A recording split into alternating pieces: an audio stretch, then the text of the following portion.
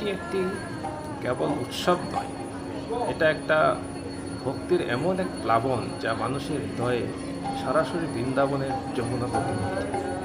আজ আমরা আপনাদের নিয়ে যাব ইস্কনের সেই অলৌকিক নৌকা উৎসবে, যেখানে প্রতিটি ঢেউয়ে গাইছে প্রভুর মহিমা আর প্রতিটি পাপড়ি বলছে ভালোবাসার গল্প। কল্পনা করুন, শান্ত নীল জলের বুকে ভেসে বেড়াচ্ছে হাজারো সুগন্ধি ফুলের এক মায়াবী সজ্জা। চারিদিকে আপনি শঙ্খ, করতাল আর ফুলের শব্দ শুনতে পাবেন, আর মনে হচ্ছে স্বয়ং জগন্নাথ সেখানে এসে উপস্থিত হয়েছেন, স্বয়ং শ্রীকৃষ্ণ সেখানে এসে উপস্থিত হয়েছেন। এরকম একটা অনুভব। তো যাই হোক, আমরা একটু ভগবানের দর্শন করতেও গেলাম। ওখানে গিয়ে দেখলাম ভগবানকে সবাই প্রার্থনা করছেন, তার নাম নিচ্ছেন। তো সব কিছু শুরু হয় এক অসাধারণ শৈল্পিক যজ্ঞের মাধ্যমে।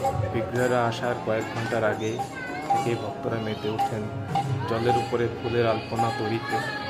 গাঁদা, গোলাপ, রজনীগন্ধার পাপড়ি দিয়ে তৈরি এই ভাসমান কারুকার্য যেন একটা স্বর্গীয় অভ্যর্থনা।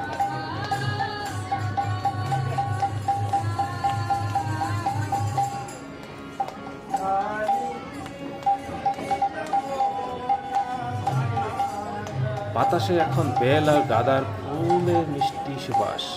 ভগবান আসার অনেক আগে থেকে এই পবিত্র জলাশয়কে এক স্বর্গীয় ক্যানভাসে রূপান্তরিত করা হয়েছে। দেখতেই পাচ্ছেন, প্রতিটি পাপড়ি সযত্নে সাজানো হচ্ছে এক গভীর প্রার্থনার সাথে।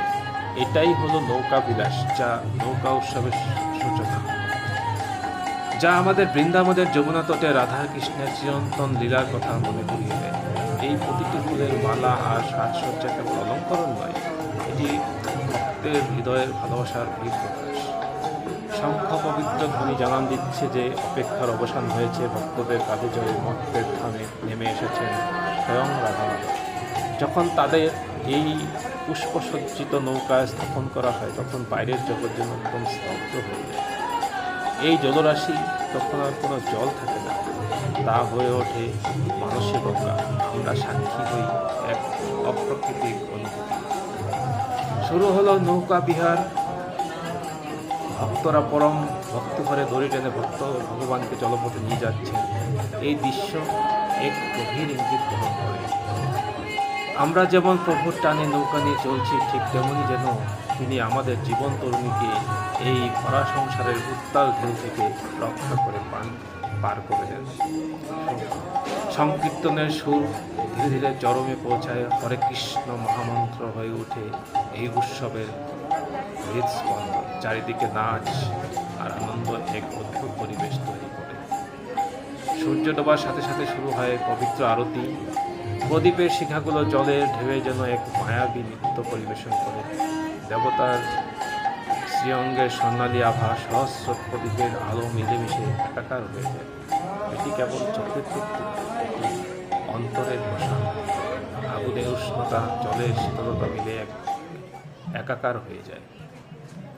উৎসবের শেষে আমরা শুধু স্মৃতিটুকু নিয়ে ফিরি এক অপার্থিব শান্তি। নৌকা উৎসবে আমাদের শেখায় যে আমরা আমাদের জীবনের নৌকায় ভগবানকে স্থান দেই, তবে জীবনের প্রতিটি ঢেউ হবে আশীর্বাদ। আর দেখুন কি সুন্দর করে এটা সাজানো হয়েছে। আর দেখুন, নৌকাকে আমরা নিয়ে এসেছি আর এখানে প্রতিষ্ঠিত করা হয়েছে রাধা মাধব, রাধাকৃষ্ণকে।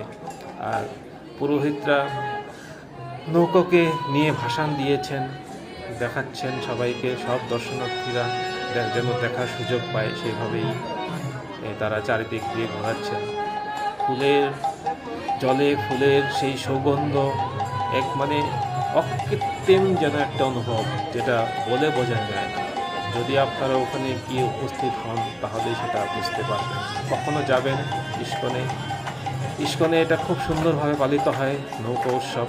খুব সুন্দর লাগে, ভজন কীর্তন সব কিছু দিয়ে আপ্যায়িত করা হয়। আপনারাও যাবেন। আজকে জন্য এটুকুই। আমাদের ভিডিও ভালো লাগলে আমাদের সঙ্গে থাকবেন, আমাদের চ্যানেলটিকে সাবস্ক্রাইব করবেন। হরে কৃষ্ণ, সবাইকে খুব ভালো থাকবেন।